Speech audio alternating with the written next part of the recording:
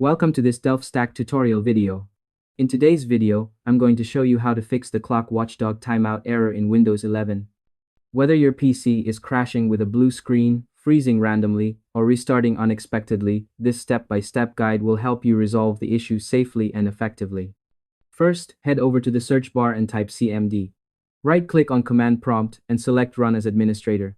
When the permission prompt appears, click Yes. Once the command prompt opens, type SFC, scan out, and press Enter. This scan will check and repair corrupted system files, so let it run fully without closing the window. While that scan is running, go back to Search and type Check for Updates. Open it, then click on Check for Updates and make sure your Windows 11 system is completely up to date. Installing the latest updates can fix known bugs and improve system stability. Next, return to the command prompt and wait for the SFC scan to finish. After that, type CHKDSK.F.R and press Enter. You'll be asked to schedule the scan, type Y and press Enter again. This prepares your system to scan the disk during restart. Now, type the final command, DISM, Online Cleanup Image, Restore Health, then press Enter. This scan repairs the Windows image itself, which is extremely important for fixing deep system issues. Be patient and let it complete fully.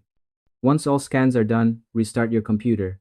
During startup, you'll see a message about disk checking. Do not press any key. Let the disk check run completely. After it finishes, Windows will load normally, and the Clock Watchdog timeout error should be resolved. And that's it.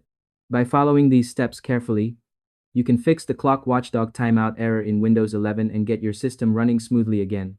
Thanks for watching this DelftStack tutorial video. If this helped you, feel free to share it with someone who might need it. You could save them a lot of frustration.